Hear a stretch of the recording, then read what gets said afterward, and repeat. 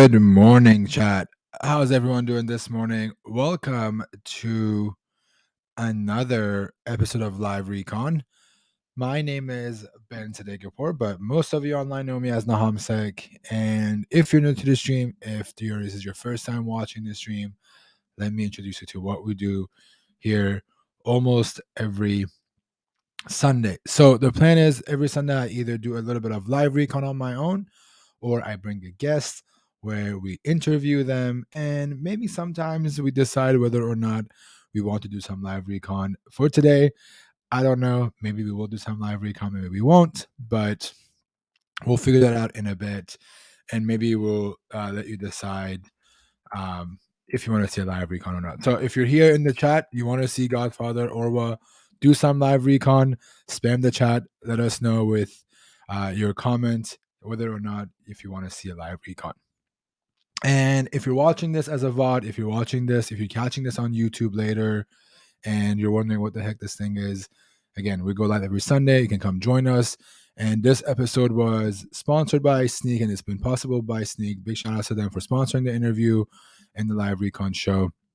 And if you're not familiar with Snyk, they scan your repositories for vulnerabilities, and you can check them out in the chat. There will be a link. You can click on it and learn more about Snyk and their products. Cool. All right. There is a lot of people today here, and I see you guys spamming GodfatherOrwa's name. Let me see. Are you guys ready for this interview? I don't see a lot of you guys talking in the chat, so I'm going to assume you guys don't want to hear from him just yet. So we're going to keep him a little bit more. I see a lot of you guys spamming the chat with the link for Snyk. Here's the link if you want to go and learn more. Click on this link, snyk.co/nahamsec to learn more. And obviously, I use Snyk sometimes for CTFs, so it might be helping you guys if you're doing hack the box or try hacking and that sort of stuff. All right, chat. Are you ready for our guest to join? All right, let's welcome him to the stream. How's it going, my friend? Hello. How you doing? Yeah, hello, Ben. As a start, do we have a clear voice and video, right? Yes, you sound great. You look great. Thank you so much for being here. Chat, let us know if you can hear us good. I'm pretty sure there is no issue with this so far, but let us know if there are any issues. How are you doing, my friend? Thanks for joining me on Sunday. I appreciate you making the time to be here. Yeah, thank you, Ben. And I'm really glad to be here with you on this live. Yeah, it's been I've been meaning to reach out to you, and And I'll chat also. I know I saw you did an interview with Bugcrowd, and I noticed I've never interviewed you. So I was like, oh my god, I got to interview this guy. I want to learn more about your background. I've seen you on Twitter a lot. Unfortunately, I have not had a chance to talk with you, so this is great. It gives us both an opportunity to kind of get to know each other. Before we Yeah, jump into thank the you. interview, can you do me a favor? Tell me about yourself a little bit. What's your background like? How long you've been hacking? Not bug bounties, but kind of like what's your background is. If how did you get into hacking? What did you do? Before you got into hacking. Yeah, now it's my background. It's a very short in hacking or in bug bounty in general. For all my years, I was working at the study the cooking. I was a chef of cooking. I Okay. have no idea at all in internet stuff or hacking or anything like that.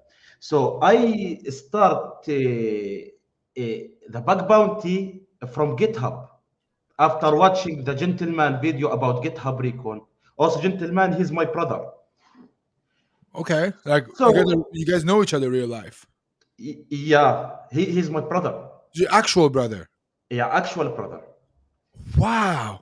Yeah, but in till 2020, I was don't know what's the meaning of bug bounty or what my brother working in that time. So I asked him, "What are you working?" I have a good background when I was in 14, 15 in internet stuff, but not like now. So he told me, if you wanna understand something from my working, watch this video.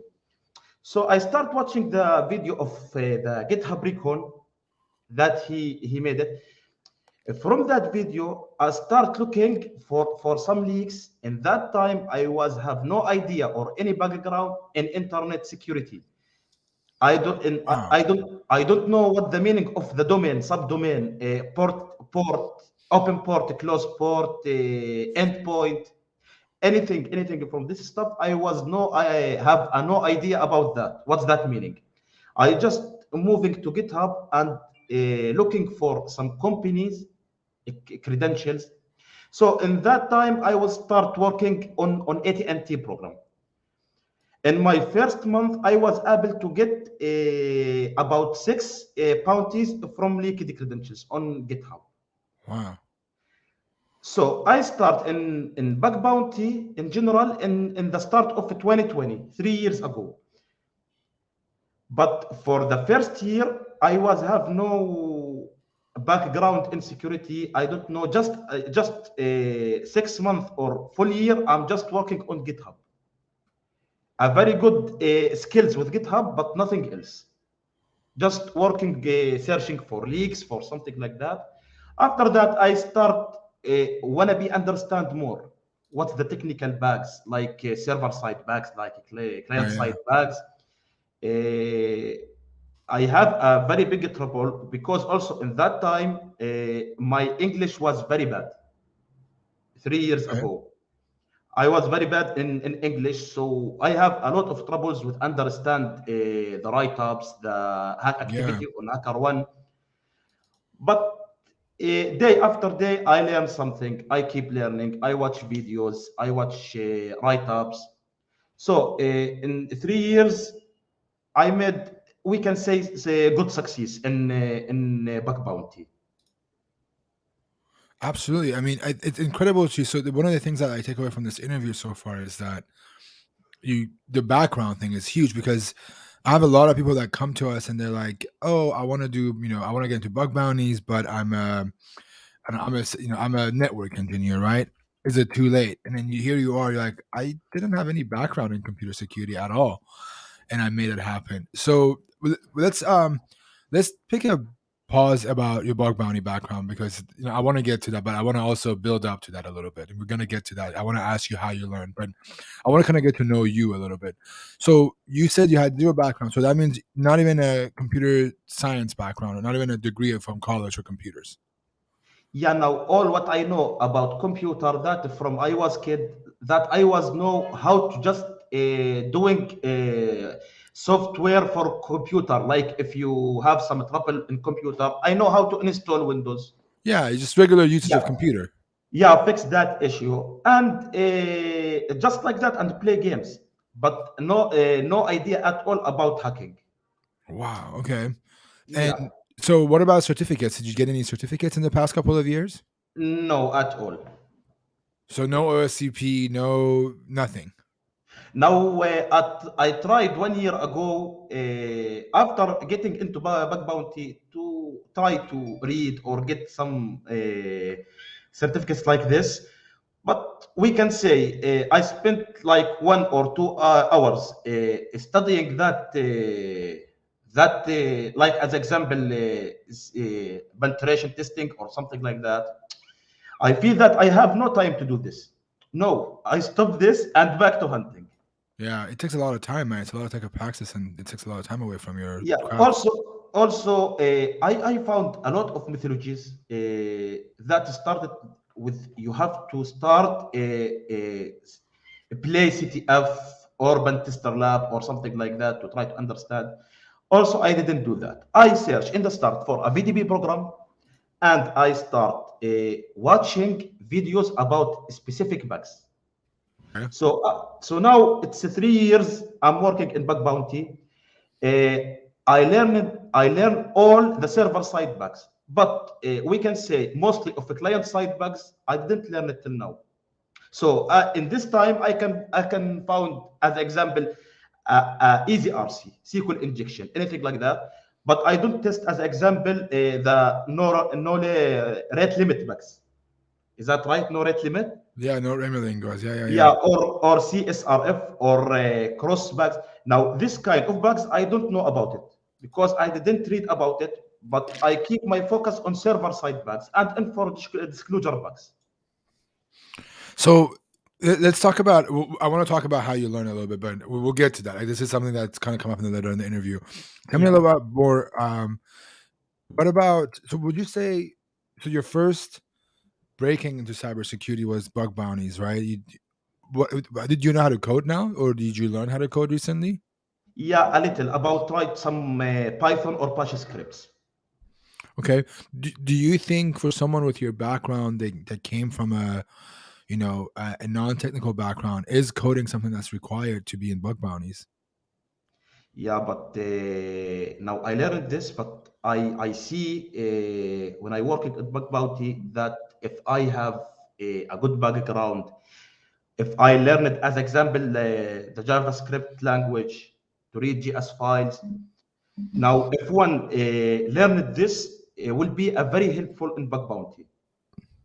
Yeah. For me, what I learned that from what I see, like how I was able to, as example, to find the endpoints to test to get authorized access, that from GitHub, because in GitHub, after 3 or 4 months, I stopped searching for credentials. I start searching for credentials, for endpoints, for a subdomains sometimes.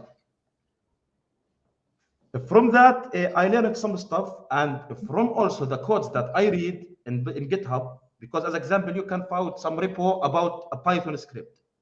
Now, I want to understand this script, what it mean, how it's working. Yeah. So I learned a little how to write some Python or Bash script to help me in recon and hunting.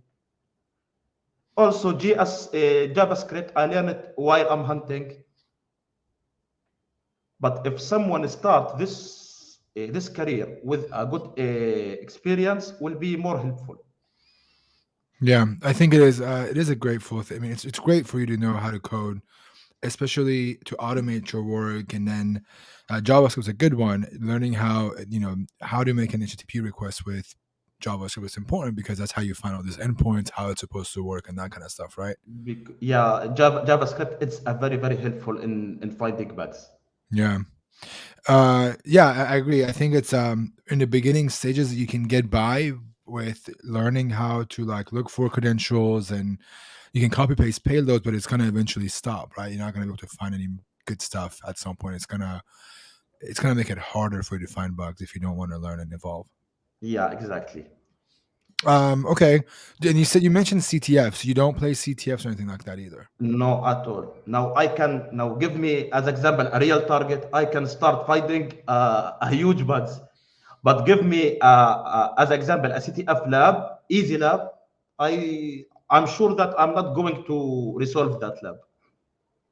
I think that the thought process is different, but I mean, if you're the thing with CTFs that they teach you is that they teach you to not give up, and then it's always a solution. And I think you have Yeah, that mentality right now when you look at your bug bounty programs. yeah, exactly. But now why I don't play CTF? Because in that time, now this CTF is specific to find a specific bug. Like this CTF, it's made to find a local file inclusion as an example. Yeah, Now, in real hunting, now you work on the target, you don't know what's the bug there, what you can find, what you can get. Also, yeah, I focus all the time on info disclosure bugs, and this kind of bugs, it's not came by city of plague. yeah, yeah. I see in the chat someone wanted to know. I think it's a great question to ask. Somebody in the chat asked, "How long did it take you to get your first bounty Yeah, I get my first bounty in the first month I start from GitHub. from GitHub?" So purely just GitHub leaks, the credential leaks. Yeah, exactly. Now, in my first 6 months, I was just looking for programs and try to find some credentials. Now, was a lot of an A and informative reports I sent.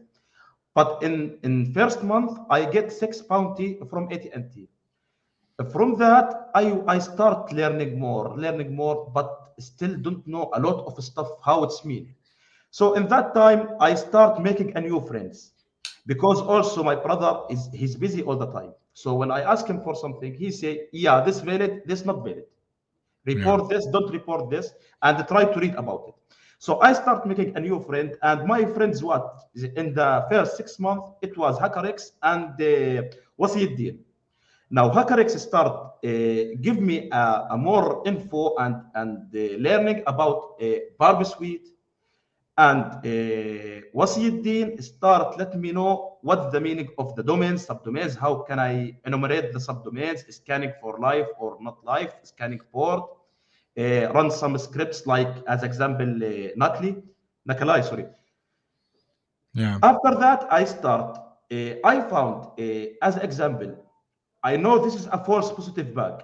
It say, as example, a SQL injection here. Now this is a false positive. But I don't stop here. Now I start reading all the source about this bug to understand in the future, if I found a similar case, how to test SQL injection here. So you pretty much are finding false positives, and it piques your interest in this particular thing, and you start learning all these different resources about that specific bug. So you're doing one bug at a time. I find a false positive SQL injection. Oh, what is SQL injection? You go learn about SQL injection, and you start looking for those bugs. Yeah, exactly. So the most thing that I read all the time about, now, if I found any public source, any private source about SQL injection or about recon in general, I start reading all the time. So after get more info about this, now I want to read some mythologies. So in that time, to be honest, what I read and see, it was a book. It's called Bug Bounty Playbook, Part One and Part Two. Yeah. And also, I watch your course that entry into Bug Bounty, and for sure, Headaches mythology, Yeah. and I don't know if name it right, Okay. Zianso mythology. Yeah, Wow. So this books and courses was very helpful for me. Now, if after that I start keep all my focus just on recon part. If you have a very good recon, you will have a very good bugs. So you're purely doing recon. So let's stop up. You watched. So you read a lot of the playbook 1 and 2. You read Z Shano's. You read Jason Haddock's. You did my course to get you started, and your purely approaches to recon. And I know people want to know about your recon. We'll get to that. Don't spoil it just here. We'll get to the recon part in a bit. So you didn't do any of these the how do I call them, the traditional pen tester lab or hack the box or No, at all. not at all. So you just purely just did bug bounties. Yeah, even when I read the books and watch the course, as example, you explaining some part in some, as example, in local file inclusion. Yeah. Now, I found something that I'm not understand. So I stop the video here and open my Google and start searching about this part. Maybe a easy part in Linux, because I start learning also Linux and all of that after 1 year from my hunting. In the last of 2020, I start using Linux. So are just using Linux? And okay, so that's a really good place to talk about. How important was it for you to learn how to use Linux command line? Yeah, it's a very helpful, and I found after 1 year that I can save a very lot of time with using Linux. As example, to remove the duplicate, as example, by sort u command, Yeah. using grep command, now running some scripts and some tools over Linux. It was a very helpful, and for sure for ready tools also, like Yeah. SQL map, FFUF. These tools is a very helpful. So I use it sometimes in Linux and in Windows. But I mean, you have to understand how to do things. You need to know how to script, right? Whether it's you're doing it in Linux or whether you're doing it in Windows, you got to know how to script to remove duplicates, to pull subdomains, pull domains, do data processing. That's really helpful to know. Yeah, now in general, in my recon, now I found all the methodologies is talk about the same recons. Now you collect the domains for the target and start enumerate the subdomains by one tool or 10 tool. However, you have tools enumerate the subdomains. After that, filter that subdomains to live and scanning port and start gathering the endpoints from way back URL. Now I don't work like that. Yeah. because be sure in that time, if I work like that, I will have a duplicate, because all the community working like this. I start looking for my recon from a different point, a different way to hunt. So till today, I'm not using tools to generate the endpoints. I start looking for endpoints manually. From, as example, Alien Vault, from Archive, from Dorking, very helpful on Google, on Bing. Yeah. It's so we're touching about the recon here. Let's talk about the recon process. Um, Before we talk about how you do recon, tell me, what does recon mean to you? Yeah, now we can say recon, the big and the most important part in bug bounty, Okay. or in testing in general, Yeah. in testing. Because in recon sometimes you have just not required to do testing. As example, you can, with a good recon, find a domain. This domain, no one know about it. Hmm. Even sometimes I was able to find domains for companies. The customer asked me, how did you was able to find this domain? We don't know about it. Yeah. So It's when you so this is very sorry to cut you off. This is very important to talk because a lot of people that watch my streams, a lot of people that watch my interviews, they think recon just means automating thing, and no at it's all. more about finding those obscure domains that nobody else has access to, that nobody else has found. Now, if we wanna say what's the meaning of recon, we can say recon it's everything. Like Yeah. now, from we starting generating endpoint, it's in recon part. Enumerate the subdomain, scanning port, filter to live, gathering screenshot, start fuzzing for endpoints. All of that, it's, as I know, it's in recon. Yeah. Till here, it's recon. So sometimes you can find a lot of bugs just while you're doing recon. As an example, port scanning. I'm doing port scanning every day for 3 or 4 my favorite programs. Yeah. Every day I made scan ports. Some ports may be opening now and was not opening yesterday. When Yeah. you open this port, you have you found yourself as a authorized access in panel without required to log in with a username or password. So it's a ready bug, a ready critical bug without testing, just by doing recon. So recon is it's not a small part. We can say everything depends on a good recon. Yeah. Let's talk about the recon process that you do. What are some of the tools that you like to use? What do you use for subdomain? What do you use for port scanning? What are some of your favorite tools that you use? Okay, now as a subdomain generate. Now I before start the subdomain generate, I start collect everything owned by this company. If I speak here about open scope, Yeah.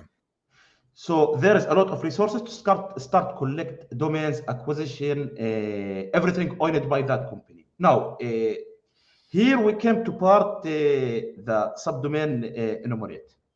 Now here, in the most of the time, I'm not working on a specific domain. So there is a lot of scripts not working with a list of domains. So I start in the first, after collecting all the domains that I want to work on by MS. I use MS command from 2 years till now to generate all the subdomains for a list of domains. After that, I stop here. Now, here the sometimes I use also a Redis scripts to run about 7 tools like this. As an example, Recon FTW. Yeah. There is also script Redis script is called Froggy. There is some Yeah. script also I shared it. I remember 1 month ago on GitLab. It's running about 7 subdomains tools in one tool. After that, I'm not ending now. Now I want to start collect the subdomains by fuzzing, by beautiforecing. math DNS Mass with DNS. Yeah. yeah, with a very big list like headaches word list. Yeah. I think it's a million word list. Yep. Yeah, I use it. Now I So wait, stop. let me see if I understand this right. So you first use Amass, you get a list of subdomains for every domain. So let's say if it is a Tesla, they have Tesla.com, Tesla Motors, whatever, right? Those are all the main domains, root domains. You Yeah, do Amass, you do Amass on all of those, and then your yeah, next step is subdomain brute forcing using mass DNS. yeah, exactly. And from this part, I want to explain something for some new hunters. There is a lot of new hunters. If they see, as an example, Tesla.com, Tesla.net, Tesla.cl, they just work on a single one domain Yeah. because they was thinking in that time .net.cn, this will give me the same app, the same subdomain, the same. Now, no, now that's not true. Any company have as example .cn, the subdomains and apps here. It's not like the .com, it's not like the .net, it's not like the Yeah. .org as example. So after in the end using the mass DNS, now I start gathering the subdomain manually. From where? From security trials, from Shodan.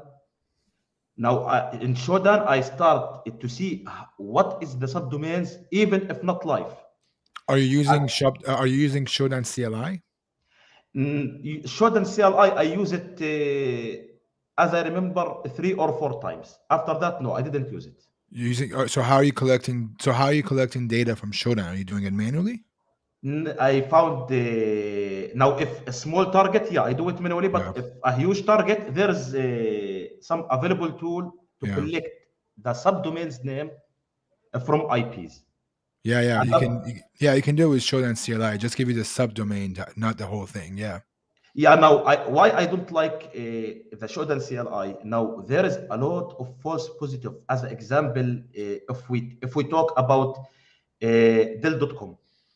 Now, if I drop that domain for Shodan CLI, sometimes start coming in my result domains not owned by Dell, like as yeah, example third Orwa dash parties. Dell Yeah, or Dell.com dot other domain. yeah, for sure. There's ways. I'll send you a link. There's a way around that, but you're right. There is a lot of false positive because it's looking at the string and not the whole domain, right? But Yeah. what about security trails? Or do you have a free account or do you have a paid account with security trails? No, I have a free account also, a Okay, security trials, but I start collect everything and I grab the subdomains and also add it to my list. So after nice. that, Okay. I gathering the subdomains from Shodan, I gathering subdomains from Archive, from GitHub, and after that, I put all that subdomains in one list and remove the duplicate by sort U command. Yeah, so you can get all the duplicates, get it out, and then you have a complete list. So after you do security trails, Shodan, mass DNS, you have your list, and you do a sort you get rid of all the duplicates, and then that's where the fun starts. Yeah, and from here I start send this list to for two parts. The first part to HTTPX as example Yep. to filter it the live subdomains, and the second part sent it to scan porting. I'm using NABU for scanning port. Okay. And from NABU, I use command to remove the HTTPS results because I have it by using HTTPX. Like I remove the ports like 80, 443.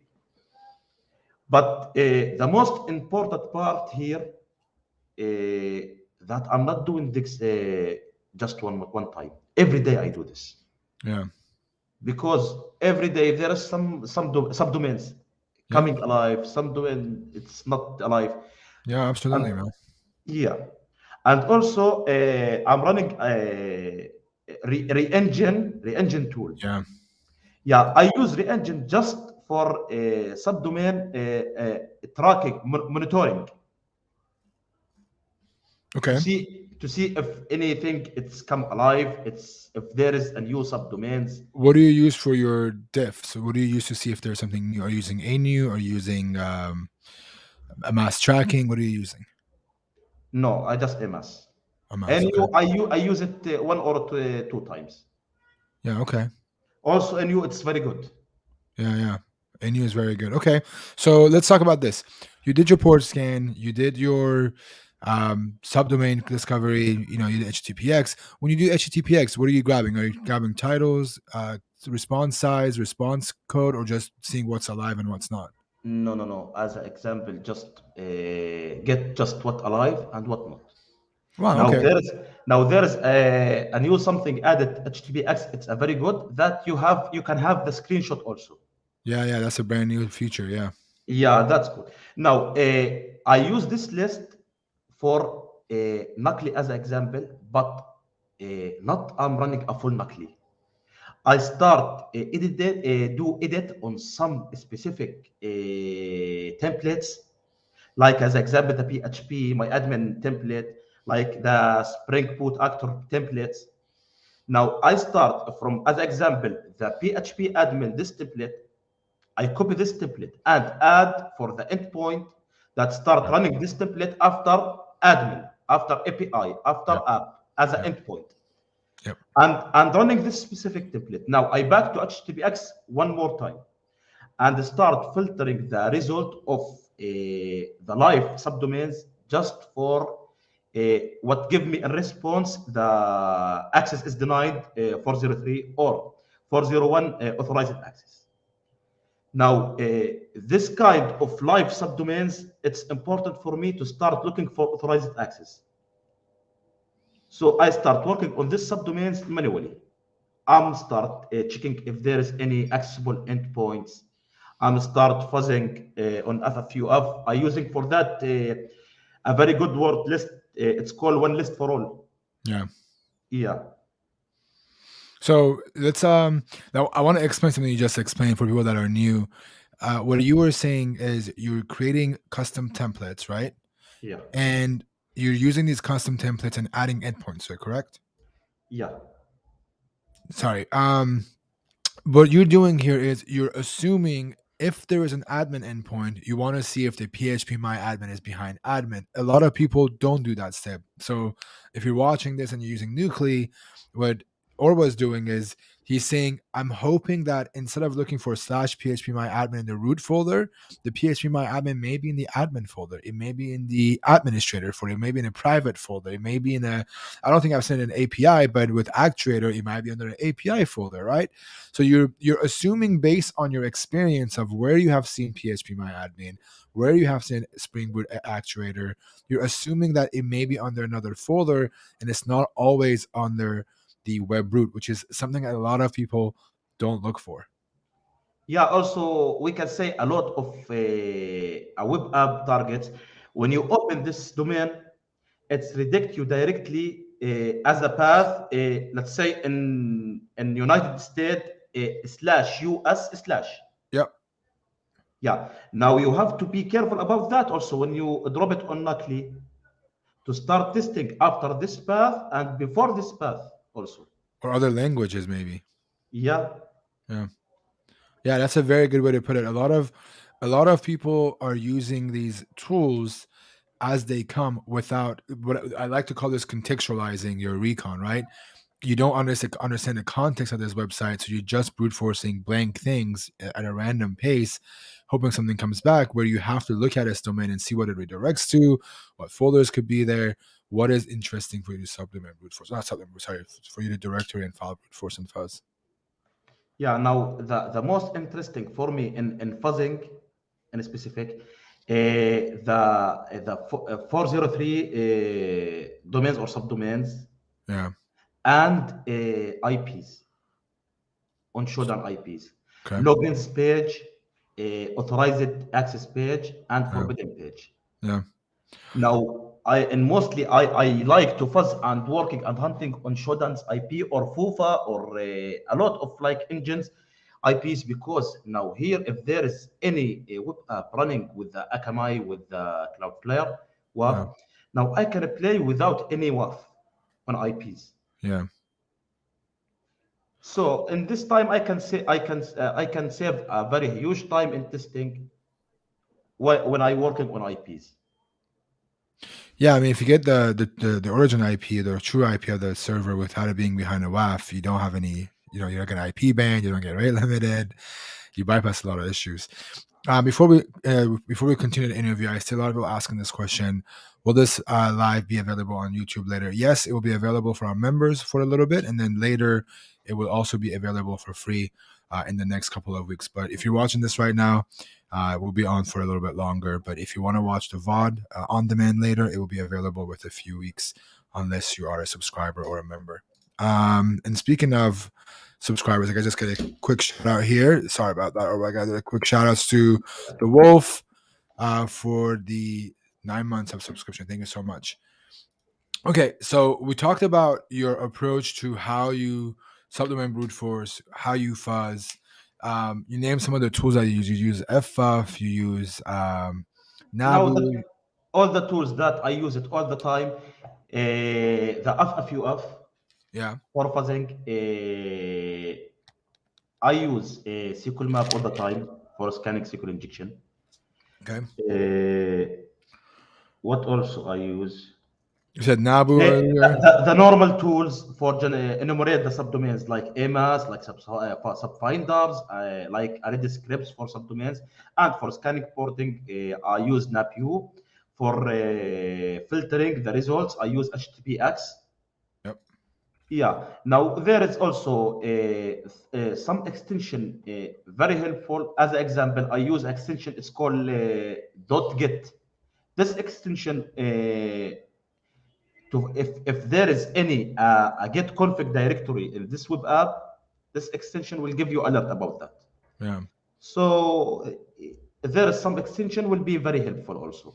Yeah. But for tools, that's what I use it. I want to kind of ask this question. So let me ask and explain something. The 403 and 401 websites are important because uh, there is a reason why they're coming back as 401 or 403, right? 401 is because they are behind some authorization, and there Exactly. still means that there might be something out there for you to look for. And 403, just because it says forbidden on the main screen, it doesn't mean that there's nothing on the website, right? Even 404, it doesn't mean that there's nothing on the website. Your approach for 403, I'm assuming, is that you just directory brute force, or you look at the subdomain name and make it the folder name. But what else is that you do for when you see a 403? Yeah, now the first step, I generate a new word list with the subdomains name. Like if we can say nahamsec.tesla.com. Now I add nahamsec for my word list Yep. because in a lot of cases, this subdomains, it be the first path in web Yep. app. Or maybe on Uh, the other subdomain also, right? yeah, exactly. Yeah. So in the first, I start generate a new word list from subdomains name, and I start looking for GitHub. While I'm looking for GitHub for any leaked credentials, any interesting endpoint Yeah. or path, I copy that for my word list. Now, there is also in some cases, like we can say now, everyone, there is a favorite program for you. Now, if you was able to found any, as an example, a source backup leaked for this program and you reported this source backup, Yeah. you can start generate a word list from this backup file and test all these files and folders via word list on other subdomains. Yeah. Yeah, So you pretty much are collecting data from other subdomains and then testing them on other ones. yeah, Because they may be, you may find a domain that has the same application in the back end, but just does different things. yeah, exactly. And Yeah. in the same time, I start looking for available endpoints for other subdomains on Web Archive, on via dorking on Google, on Bing. And also, I use this ready endpoints, interesting endpoints to that word list to test it on other subdomains. Yeah. And in some cases, why I like to work on Shodan in this specific part. Let's say, as an example, we have an hamsec.tesla.com. Now, I found the IP, a live IP on Shodan for nehamsec.tesla.com. This IP, it's show me as a authorized access or forbidden. Now, I try to visit this domain Now it's not accessible, but the IP is accessible. Now I start looking for available endpoints for this domain, and I test it on that IP, Yeah. So and you it go on GitHub and look for those endpoints and see if it works on the IP address. yeah, GitHub, Yeah. Google, anything for dorking and web archive. Yeah. Yeah. Yeah. Yeah. Yeah. Now, if I found some endpoints for this dead domain, I test the same endpoints on the live IP. And in a lot of cases, I get some bugs by visiting endpoints like this. Interesting. Okay. Very interesting. Yeah, it's I think the this is a good example of telling people that you can make money with automation, but you just can't run the tools as they are. You have to understand how they work. You have to do a little bit of extra work while the automation to make Yeah. automation work. And the same thing, I do it on a very similar subdomains. Like as example, Niham test, Niham dev, Niham Yeah, yeah. dash dev. Permutations, yeah. Yeah, I start as example this with test. I use it on the subdomains, but without test to see if I get something else or I get something like this one. Yeah. Can I get a quick shout out to Samaya for becoming a new member? Thank you so much. I really appreciate it. This is one of the popular questions that we get. I want to get your thought on it. When do you give up? When I no now now on my favorite targets, I never give up. Now we can say in the 2020 was a favorite program for me. In that time, it was AT&T program. Now when you give up from this program, when you found a more interesting program, you start now in sometimes you start like to work on this program. Well, no. Let me rephrase. When do you know a subdomain? So let's say you get a 403 subdomain. When do you know to stop? So the question is, when do you give up on a domain? So let's say if it's nahamsec.test.com, at what point do you go, okay, time to move on from this domain and go to somewhere else? Yeah, after two steps. First step, I scan for the directory Yep. folders. Second list for extension files. If I didn't get anything on this one, I keep it safe on my list of recon and move to the other one, to the other one, to the other one. In the end of day, maybe I finish the half, maybe I finish all the list, maybe I didn't finish or just 10 subdomains. Now, and sometimes from that you can find some interesting endpoint in some domains or subdomains. You start back for from beginning and testing from beginning because now you have a little info about this technology or this subdomains. Maybe you can use the same thing on other subdomains. Yeah. So I mean, the thing is, knowing it's not so much giving up, but it's knowing when to move on, where it's not wasting your time anymore. It's very Yeah, important. but also still, I'm not pushing on myself. Yeah. So in this time, I'm working as a full time bug bounty hunter, but I'm not hunting the full time.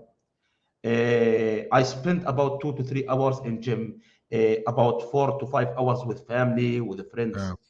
Now, hunting time for me started from 12 a.m. till 6 a.m. 6 a.m. and a minute. If I found the RC, I don't report it. I keep it and go to sleep. When I woke up, I report it.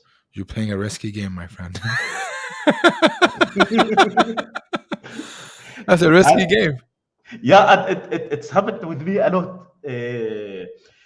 I found a bag and I report it. Now, this bag, I found it yesterday before I go to sleep. Yeah. Now, when I woke up, I reported and I got a duplicate for this one and it's reported 1 hour or 2 hours ago. Oh man, that sucks. Now, this happened with me a lot in GitHub. Yeah. So yeah, so if from that time, just the GitHub leaks. Yeah. When I found some GitHub, and in that time, I'm not in the mood to continue working, or I feel tired, or I want to sleep. I open a report, and I report it as a GitHub leak as an example, and I'm sharing the link of GitHub. the credentials, and add a comment will add the full impact and PUC after 6 hours. I sent the report. Yeah, that's a good way to make sure you don't get duplicated. Yeah. Yeah. Uh, I know you talked about this. There's a few questions that come to. I want to make sure I address them. First of all, I see both the comments on YouTube. Also, if you're making comments on that, I'm reading them. But let's talk about this one. Are you using a? Where are you storing your data? Are you storing them in a database, text files? Yeah. Now, as example, I store all my data on my local. Yeah, Yeah, as a folders. As example, I have a folder for bug crowd, and this is the most huge folder because I'm all the time hunting just on bug crowd. yeah, Yeah, and other folders for everything. Like and sometimes I get everything about all bounty programs yeah, because why? In some cases you can find 0 day or some new CVE, and you want to test it on everything. yep, Yeah, also there is from here another thing that if you found as a specific, let's say you found a weird XSS, directly don't stop from here. After reporting, create a template by this XSS and run this template on everything you yep, have. yeah. Very valid. Yeah, yeah, very valid. Okay. You talked about I want to keep this short because we're coming to the time for an hour, but you talked about a little bit about your day to day. You said your hacking is from midnight to 6 a.m. Yeah, 6 a.m. you go to bed, and then you go to the gym, you spend time with family. yeah. So is that kind of like what your daily routine is? Your hacking starts at midnight, you do it to 6 a.m., 5 a.m., you sleep. What does your day to day look like? Now we can say the sorry, the routine. It's every day the same routine. Yeah, Now I woke up. I start checking my home, cleaning my home because I'm living alone in this home. So in after a lunch, I go to gym. I spend 2 to 3 hours in gym. After that, hang out with the friends for 2 or 3 hours. After that, sitting with family for 2 or 3 hours. Now I can see the best time for hunting. That's in the middle of the night, after 12 a.m. yeah, because uh, so quiet. yeah. No one's there Yeah, to bother you. No one's texting you. No one's calling you. No one's saying your yeah, name. Yeah, yeah, exactly. Also, when while you working and keep your focus in something, and someone call you or something came for you, you lose your focus in this time. yeah, Yeah, but if I feel that I'm get tired from this routine every day, directly I start to go a holiday. I'm going to beach. I'm going to any place for 1 or 2 or 3 days just to clear my mind and back to hunting again. yeah. But in that time, as a GitHub, as example, now I keep my phone like this. If you can see. Now, what I made here that the most of interesting domains or programs, the most interesting keywords, I made it ready. I sorted by the last date. Yeah, the So most recent. what I do every morning with the coffee of morning, I started checking just by press every door. It's already dark, and to see what's coming in new codes from yesterday till now. Very smart. Yeah, Yeah. In this case, I'm doing recon and save my time in this one. So if there is any code coming as 2 or 3 hours ago, now I have a very big chance to not get duplicate with this one. yeah. Yeah. Interesting. Okay, let's talk about mental health a little bit. What do you do when you feel like you're getting burnt out? You get tired of hacking, like you feel like it's no longer. Have you ever felt that way that you're no longer having fun or you don't want to work? No, no, no. I all the time I have a fun with this one. But if I have sometimes that don't have a time with hunting fun, don't have fun with hunting. Now directly I stop hunting from everything and change the plan. I'm start watching movie. As I told, I'm go out for holiday for anything Yeah. else. We can say 2 to 3 to 4 days. Now your mind is clear, and now you have the spirit to back to hunting again. Yeah. It's Yeah, yeah, the reason why I ask is like mental health. A lot of people, when you're doing hacking and you're not getting a lot of good results, I see people getting burnt out and they want to give up. Or how do you deal with it if you're not, has it been times when you don't find bugs multiple days in a row, and how do you deal with it? yeah. Now, is that the same question? It's similar to that. Yeah, it's just mostly for people that are, because I'll make it maybe I'll ask it differently. Is Yeah, for the new hackers who are, you said in the beginning when you were doing bug bounty hunting, you were getting a lot of duplicates, a lot of NAs, a lot of informatives. What kept you yeah, going? How did you keep yourself going? yeah. Now, in this case, let me speak about that honestly. Okay. When I start watching the people on the Twitter or on any place that I got 10K as example as a bounty. Now I have a live recon with Nihamsec as an example. Yeah. I say, oh, I want to be like that. So in that time I drop a very good messages. Sorry, a lot of reports.